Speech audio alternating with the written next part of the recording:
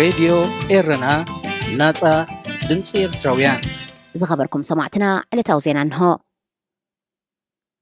ኣብ ክልል ኣምሓራ ከባቢ ከተማ ቆቦ ኣብ መንጎ ሚሊሻታት ፋኖን ሰራዊት መንግስትን ናይ ተኩሲ ምልውዋጥ ከም ዝተኻየደ ዝተፈላለዩ ምንጭታት ሓቢሮም።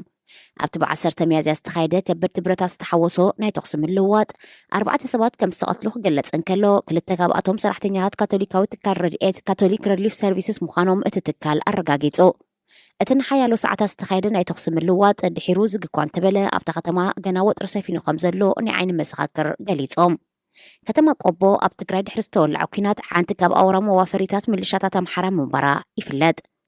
መንግስቲ ኢትዮጵያ ሚሊሻታትን ፍሉይ ሓይሊ ክልላትን ከም ሓድሽ ንምውዳብ ዘሕለፈ ውሳኔ ንሓይልታት ኣምሓራ ንምብታን ብዝብል ኣብታ ክልል ሓያሎ ተቃውሞ ይካየድ ኣሎ። እቲ መንግስቲ ተቃውሞ ናብ ጎነጽ ከይምራሕ ብምስጋእ ኣብ ዝበዝሓ ዓበይቲ ከተማታት ናይታ ክልል ብኮማንዶ ፖስት ዝተመሓላለፈ ናይ ህፁፅ እዋን ኣዋጅ ኣብ ምትግባር ይርከብ።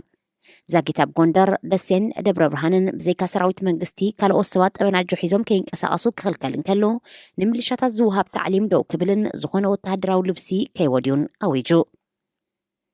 እዚ ከምዚ ኢሉ እንከሎ ሓያሎ ተቃውሞ ከይካየደላ ተሰጊኣ ኣብ ዘላ ርእሰ ከተማ ክልል ኣምሓራ ዝኾነት ባህር ዳር ብ9 ሚያዝያ ኣብ ሓደ ሆቴል ብዝተፈንጀረ ቦምብ ሓያሎ ሰባት ግዳያት ሞትን መቑሰልትን ከም ዝኾኑ ተፈሊጡ። መንግስቲ ንዘሕለፎ ዳግመ ውደባ ሚሊሻታትን ፍሉያት ሓይልታትን ብፍላይ ንሓይልታት ኣምሓራ ዕድቆም ብምፍታሕ ከም ዝብተኑ ድሕሪ ምግባር ንምዕራብ ትግራይ ናብ ክልል ትግራይ ንምምላስ ተወጠነ መደብ ምዃኖም ዝተፈላለዩ ተንተንቲ ናይቲ ክልል ዝጠቕሱ።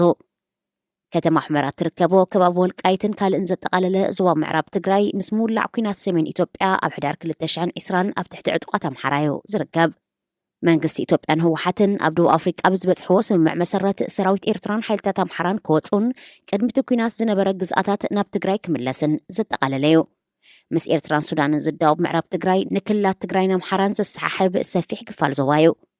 ኣብ ኢትዮጵያ ፍሉያት ሓይልታትን ሚሊሻታትን ዳግም ናይ ምውዳብ መደብ ኣብ ርእሲቲ ምስ ምዕራብ ትግራይ ተተሓሒዙ ዝውሃቦ ዘሎ ትንተነታት ነቲ ምስ ክልል ኦሮሞ ኣብ ምስሓብ ዝርከብ ክልል ኣምሓራ ዘዳኽም ስጉምቲ ምዃኑን ዝተፈላለዩ ወገናት ናይቲ ክልል ስጋቶም ይገልጹ።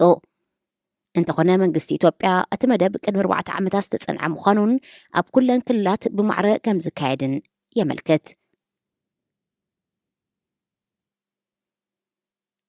ፕሬዚደንት ግብፂ ዓብደልፈታሕ አልሲሲ ትካላት መፍረፅ ዋር ሃገሩ ናብ ሩስያ ብምስጢር ዝለኣኽ 40,000 ሮኬታት ከፍርያ ምእዛዙ ንስልያዊ ፀብፀብ ኣሜሪካ ብምጥቃስ ማዕከናት ዜና ኣቃሊሐን። ብመሰረት ልሒቑ ከም ዝወፀ ዝግለጽ ዘሎ ሓበሬታ እቲ ፕሬዚደንት ኣብ 17 ለካቲት ንወተሃደራውያን ኣዘዝቲ ኣብ ዘመሓላለፎ መልእኽቲ ምስ ሃገራት ምዕራብ ኣብ ፀገም ከይነኣቱ ምፍራይን ምልኣኽን ትፅዋር ብልዑል ጥንቃቐን ምስጢርን ክኸውን ኣለዎ ምባሉ ጠቒሱ። ካብ ኣሜሪካን ሃገራት ምዕራብን ገዚፍ ፊናንሳውን ወተሃደራውን ሓገዝ ዝግበረላ ግብፂ ናብቲ ኣንጻር ዘን ሃገራት መርገፂ ዘለዋን ምስ ዩክሬን ኣብ ኩናት እትርከብ ሩስያን ብምስጢር ኣፅዋር ክትልቕ ዝደለየትሉ ዒላማ ኣይተነፀረን። ቀዳሕ ናይቲ ዝለሓኾ ዝርርብ ከም ዝበፅሓ ዝሓበረት መርበብ ዜና ዋሽንግተን ፖስት እቲ መልእኽትታት ብምስጢር ናይ መራኸቢ መሳርሒታት ካብ ወርሒ ለካቲት ክሳብ መጋቢት ከም ዝተበፃፅሐ ኣገንዚባ። መንግስቲ ግብፂ ብዛዕባ እዚ ብስልያ ኣሜሪካ ልሒቑ ወፂኡ ዝበሃል ዘሎ ምልኣኽ ሮኬታት ናብ ሩስያ ወግዓዊ ምላሽ ኣይሃበሉን።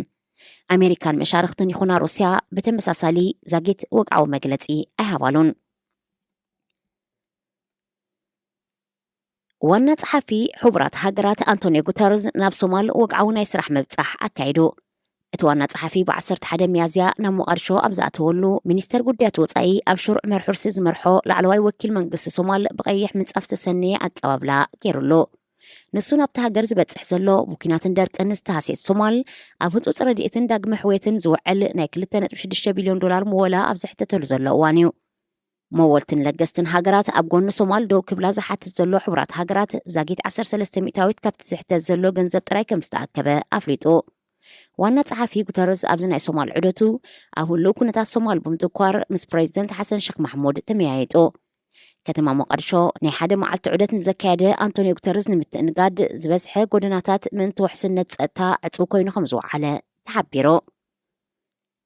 ዝኸበርኩም ሰማዕትና ዜና ኣብ ዝተፈፂሙሎ ሬድዮ ኤረና ናጻ ድምፂ ኤርትራውያን